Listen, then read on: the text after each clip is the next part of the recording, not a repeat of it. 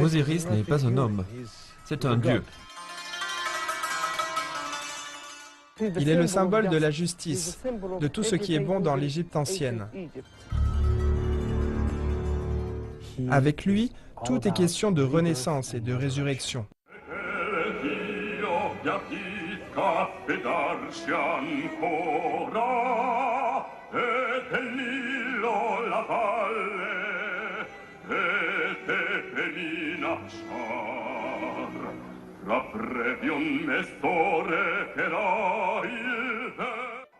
La légende dit qu'il y a des milliers d'années régnait un roi du nom d'Osiris.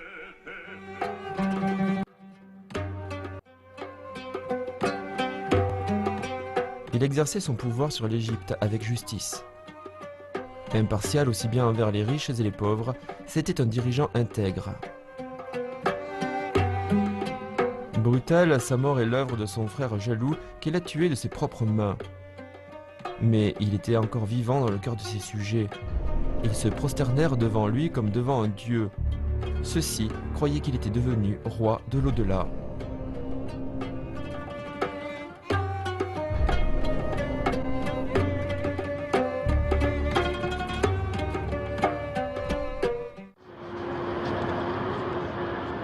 Des milliers d'années plus tard, son histoire a aujourd'hui encore un écho auprès des habitants de certaines contrées d'Égypte. Les égyptologues étudient les vestiges de l'ancienne Égypte pour en découvrir plus sur Osiris. L'un d'eux est Mahmoud Hassan. Il est né à Luxor. Connue pour ses ruines de temples et de tombeaux, cette ville est souvent qualifiée de musée en plein air. Inspiré par ces vestiges remarquables et ce qu'ils signifient pour l'Égypte, Mahmoud a étudié l'égyptologie. Je suis au milieu de tous ces monuments importants dans le monde. Donc je viens de la source de l'histoire égyptienne.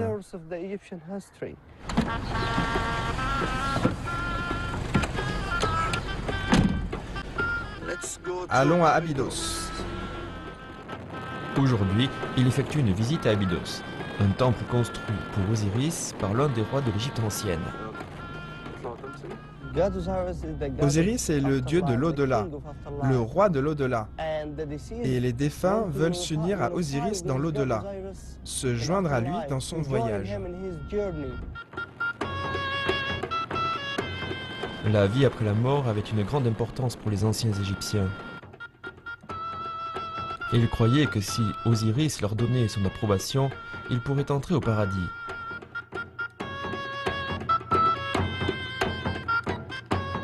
Mahmoud passe plusieurs jours à Abydos pour en savoir plus sur ce dieu de l'au-delà.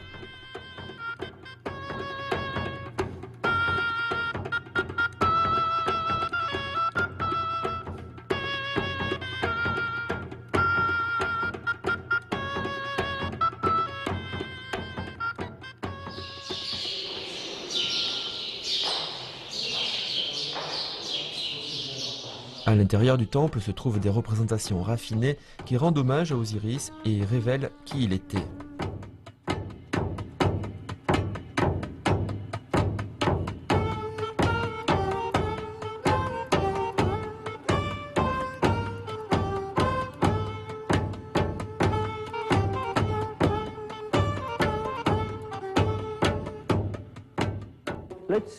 Allons au paradis d'Osiris. Osiris est le symbole de la justice. Il est le symbole de tout ce qui est bon dans l'ancienne Égypte. Les gens ont associé les valeurs qu'ils admirent le plus à Osiris. Osiris porte une couronne Atef, comme symbole de son autorité dans l'au-delà. Les plumes de chaque côté de la couronne représentent la vérité, la justice, l'intégrité et l'équilibre. Dans chaque représentation, il tient également deux sceptres. L'un symbolise la paix et la stabilité, et l'autre sa qualité de souverain. Regardez ici. Le roi est en train de mettre du parfum sur Osiris, et derrière lui, il y a son fils Horus. Regardez ici. Jed Midou In Har Sa Osir. Horus, fils d'Osiris. Regardez ce qu'il tient dans ses mains. C'est le symbole du lin. Le roi change les vêtements du dieu Osiris tous les jours dans son sanctuaire, et là aussi il fait le même rituel. Là-haut, il est à nouveau avec le dieu Osiris. Il est en train de lui changer son collier et en met un autre. Et derrière lui se trouve sa belle épouse. Elle l'enlace avec ses deux ailes.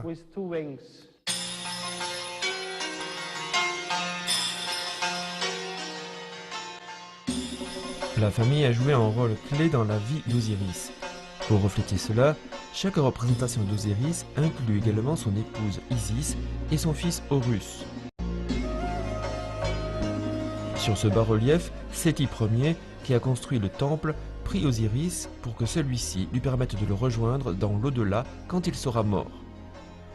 Il présente le symbole de la justice pour prouver son engagement. Face à eux, Séti Ier présente le symbole de la justice, ou une statuette de la déesse Maat. Il veut leur dire « Je gouverne l'Égypte avec justice, donc acceptez-moi dans l'au-delà et acceptez-moi comme un membre de votre famille divine. » Les pharaons, comme Séti Ier, voulaient se faire une place au ciel. Ils essayaient de plaire à Osiris de leur vivant. Ainsi, après leur mort, Osiris pourrait les accepter dans l'au-delà. Les morts devaient se plier à un rituel épuisant avant de pouvoir gagner leur entrée au paradis.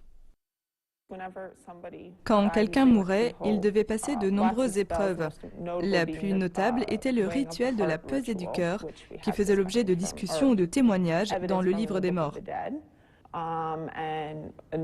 Anubis, qui était également une divinité ou un dieu de la momification, conduisait ainsi le défunt à la pesée de son cœur.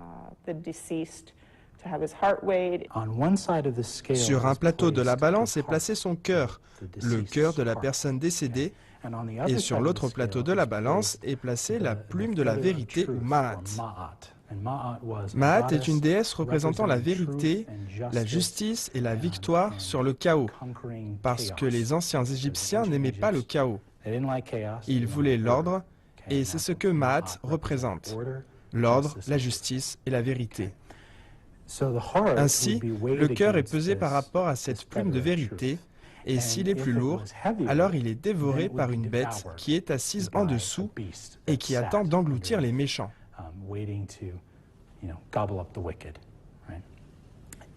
Si toutefois il y a un équilibre, alors la personne peut être relâchée et amenée devant le trône d'Osiris, où les défunts sont accueillis dans l'au-delà.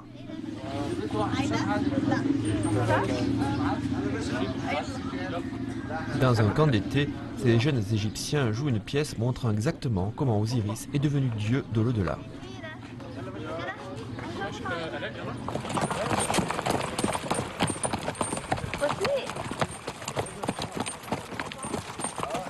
Nadim Nour, qui interprète Horus, le fils d'Osiris, a mis en scène la représentation. Initialement, quand on l'a fait, on avait très peu de temps pour le faire. Et on voulait faire quelque chose de très folklorique, traditionnel, et aussi loin que les histoires remontent. C'est peut-être l'histoire la plus traditionnelle qui soit.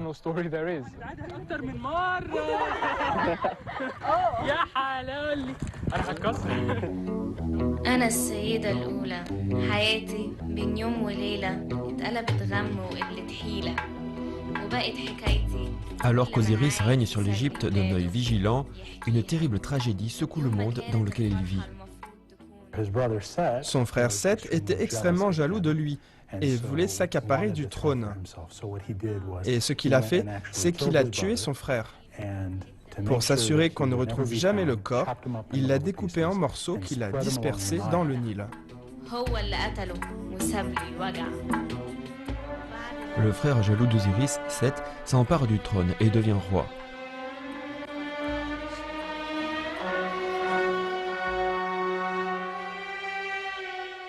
Isis, l'épouse d'Osiris, est dévastée. Elle récupère les restes de son mari et reconstitue son corps. Isis, l'épouse d'Osiris, a rassemblé tous les morceaux et les a recollés. Osiris revient à la vie 3 jours plus tard. Osiris est ressuscité et il est le premier à l'avoir fait dans la mythologie égyptienne. Cela lui a offert une position unique dans l'au-delà. De son vivant, Osiris régnait sur l'Égypte. Dans la mort, il règne sur l'au-delà. Le metteur en scène, Hani El Metanawi, dirige le camp où ses adolescents présentent la pièce. Ce fut une surprise pour lui que ces jeunes choisissent d'adapter la légende parce qu'on en parle assez peu ouvertement en Égypte aujourd'hui.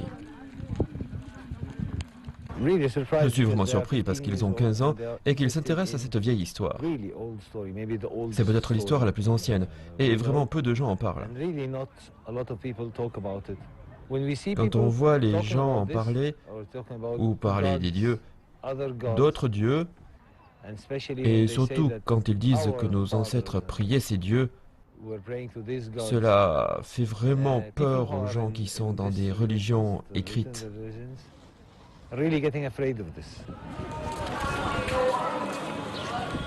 Mais dans les rues de la capitale égyptienne, le Caire, Osiris a-t-il vraiment été oublié? On ne parle jamais de cette histoire, à part maintenant.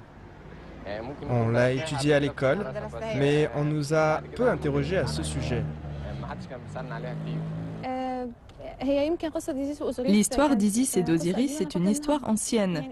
Je me souviens seulement de quelques détails à ce sujet, qu'il y a eu une bataille entre le bien et le mal. On en est venu à la conclusion qu'il y a le bien et le mal, et si on porte un regard rétrospectif sur notre histoire, on voit à quel point cette idée est utile. En fin de compte, on a tous du bien en nous. Si on se rassemblait, on se rendrait compte qu'on a tous du bien à l'intérieur de nous. Si on se rassemblait, on se rendrait compte que ce qui nous lie, c'est le bien. Et c'est ainsi que le bien triomphera à la fin. Si quelqu'un n'a pas appris cette histoire, il devrait le faire parce qu'on est censé connaître notre histoire égyptienne en général et pas seulement Osiris. Les gens devraient diffuser leurs connaissances sur ces histoires parce que les touristes ont besoin de savoir le contexte culturel de ce pays qu'ils visitent.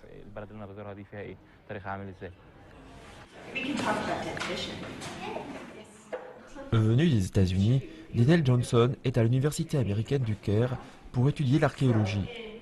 Il estime que le passé peut nous aider à mieux comprendre le présent. Il étudie les symboles derrière les différentes couleurs utilisées pour représenter Osiris. Avec lui, tout est question de renaissance et de résurrection. Sa peau, dans la plupart de l'iconographie, des dessins sur les murs des tombes et sur les papyrus et ce genre de choses, vous le verrez dessiné avec la peau soit verte, soit noire, et c'est pour représenter son rôle dans la renaissance de l'Égypte.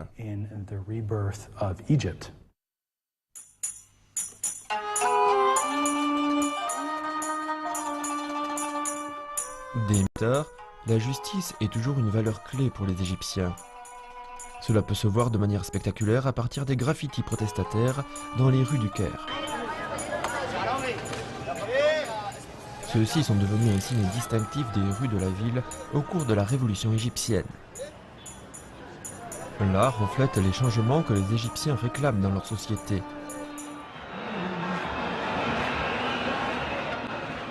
Les gens sont alors descendus dans les rues pour protester contre l'ancien président Hosni Moubarak. Ils exigeaient vérité, justice et éthique. L'ancien professeur d'histoire de l'art, Amar Abou Bakr, a commencé à peindre sur les murs dans les rues quand la révolution a commencé. Il peint les visages des militants qui ont perdu la vie dans les violences policières. J'ai commencé à acheter de la peinture aérosol et je la gardais dans mon sac. J'ai commencé à écrire quelques phrases sur les murs d'une manière très simple, tout comme quiconque avec une bombe de peinture le ferait. L'importance de ces phrases était de livrer un message spécifique aux masses. Il était professeur adjoint d'art de l'Égypte antique à la faculté des beaux-arts de Luxor lorsque les manifestations ont commencé.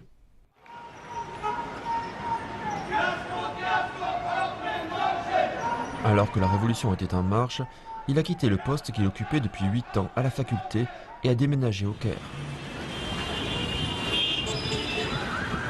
Il est l'un des principaux artistes qui ont peint à côté de la place Tahrir, dans la rue Mohamed Mahmoud, connu pour ses graffitis protestataires. Ammar intègre des concepts modernes au thème de l'Égypte ancienne. Ce qui aide à définir mon identité égyptienne, ce sont les éléments de l'Égypte ancienne. Le mode de pensée des anciens Égyptiens, c'est le respect pour les symboles. J'essaye de mélanger plus d'un thème.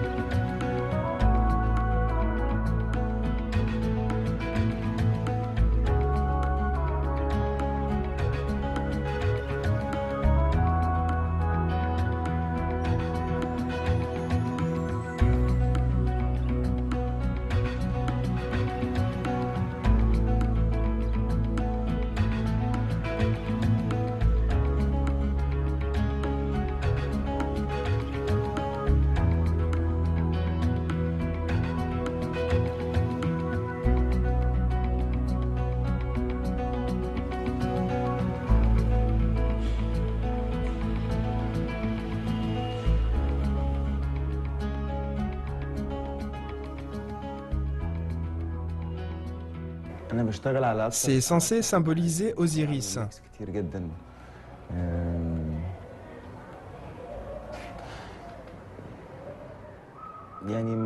Je mélange trois choses, ou plutôt plus d'une époque. Sur le haut, j'ai représenté l'Égypte ancienne,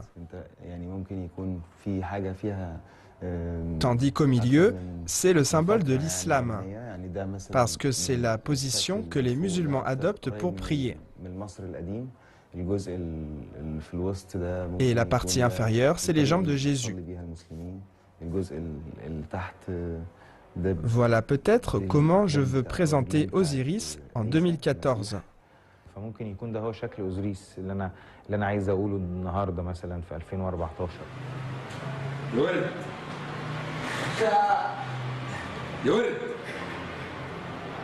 Il fait partie de mon héritage et je choisis de le voir sous n'importe quelle forme, que ce soit un dieu, un prophète ou le symbole de l'union ou une personne face à l'injustice.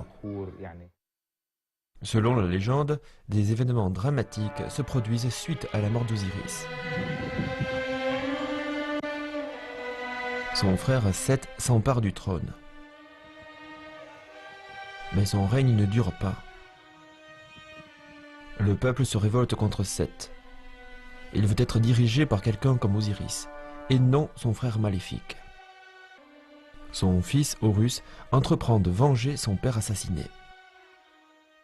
Horus est celui qui a tué son oncle parce que son oncle avait tué son père.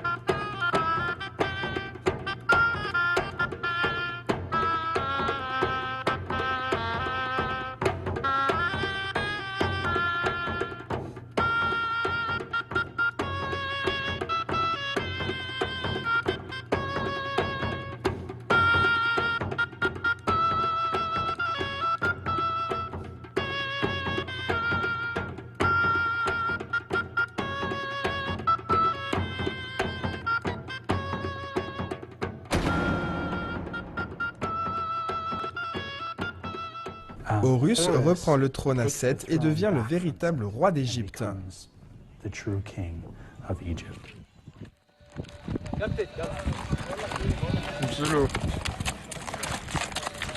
Le rôle d'Horus dans la légende est de rétablir la justice.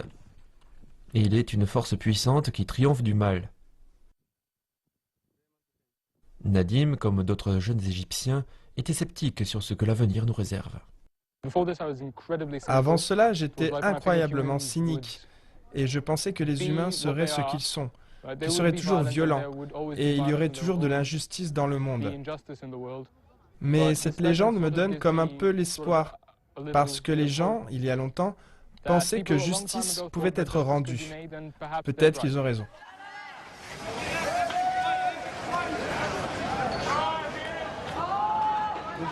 Amar a plongé dans sa peinture le thème de la lutte contre l'oppression dans l'Égypte contemporaine.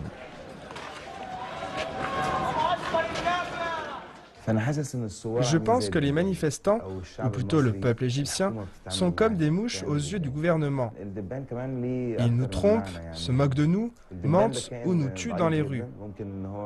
Les mouches ont plus d'une signification. Elles peuvent symboliser la faiblesse, et c'est notre cas avec les forces de sécurité. Elles nous tuent dans les rues comme si on était des mouches. Mais dans le même temps, les mouches sont agaçantes et elles ne disparaissent pas.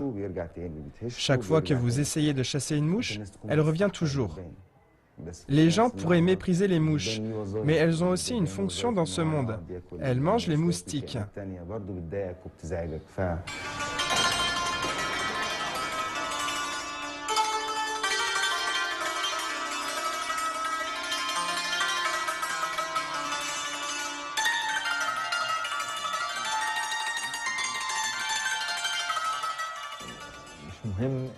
Le concept ne porte pas sur le dessin, mais sur la recherche de nouvelles idées. Osiris existe déjà dans mon héritage.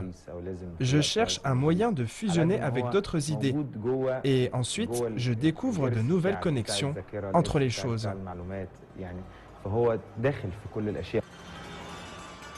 Amar utilise le brassard porté par la police militaire pour exprimer une idée. Ce brassard est censé être porté comme ça. Mais je l'ai utilisé dans ce sens-là. Je voulais être ironique, me moquer de la police égyptienne et dénoncer la manière qu'elle a de traiter les gens. La police est responsable de la répression des manifestations et d'attaques contre des personnes. J'ai détourné le brassard qu'ils utilisent pour les identifier à une chose très humiliante et dégradante. D'autres Égyptiens ont également établi des liens entre la légende d'Osiris et l'Égypte d'aujourd'hui. De nos jours, les gens voient la période d'avant Moubarak comme quelque peu idyllique. Quand ils regardent en arrière, beaucoup considèrent cette période comme une ère de justice, d'intégrité et de stabilité. Et ils pensent que Moubarak a créé un système qui a évincé ces valeurs de la société égyptienne. Sous son régime, des personnalités politiques ou des militants ont été emprisonnés sans procès. La presse était censurée et il y a eu une augmentation spectaculaire de la corruption. L'égyptologue Mahmoud Hassan établit un parallèle entre Seth, le frère maléfique d'Osiris, et Moubarak. On peut comparer Seth à Moubarak, parce qu'ils sont les mêmes à leurs époques respectives. Moubarak ne s'occupait que de lui-même. Il ne se souciait pas du peuple. Mais Osiris s'occupait du peuple. Comme Seth faisait de mauvaises choses, les gens ne l'aimaient pas comme Osiris. Ils l'ont combattu, se sont opposés à lui et ont commencé une révolution contre Seth, parce qu'ils ne voulaient pas qu'il soit leur roi. La révolution égyptienne, qui a commencé le 25 janvier 2011, a renversé Moubarak en 18 jours. Pendant la révolution en 2011, les gens allaient dans les rues en disant « pain, liberté et justice sociale ». C'est vraiment étrange qu'après 6000 ans, les gens que nous sommes maintenant demandons toujours les mêmes choses.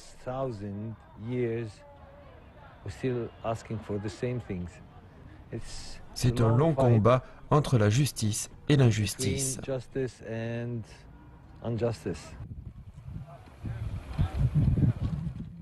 Selon la légende, l'héritage laissé par Osiris après sa mort a renversé Seth.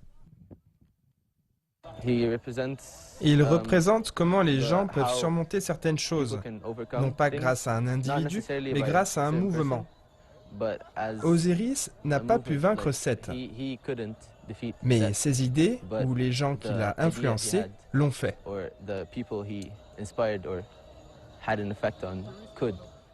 Seth est le dieu du désordre et du chaos. L'histoire dit essentiellement que les gens n'aiment pas ce chaos et ce désordre. En fait, ils ont aidé Horus à revenir et à vaincre. Donc, l'histoire dit que les gens n'aiment pas le désordre, et s'ils n'aiment pas un système, ils vont le renverser. Le rôle d'Horus dans cette histoire est de rétablir la justice, de rétablir l'équilibre, pour revenir à une situation où une injustice commise doit être punie. Peu importe la nature de l'affaire, peu importe qui est roi. Avec le temps qui passe, l'équilibre doit être rétabli, que ce soit entre les mains d'un prince détrôné ou dans les mains d'une personne normale. Cela n'a pas d'importance.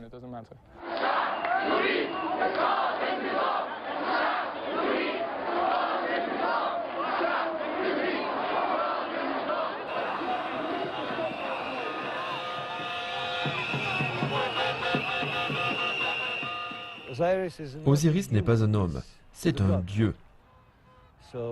Donc je ne pense pas que nous ayons besoin d'un dieu.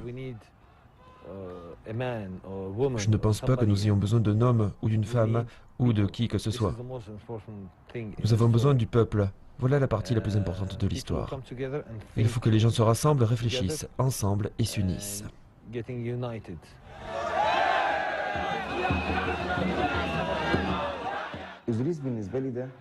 Pendant la Révolution, on n'avait pas de chef de file, parce que cette génération n'a pas été élevée avec ce concept de suivre un leader.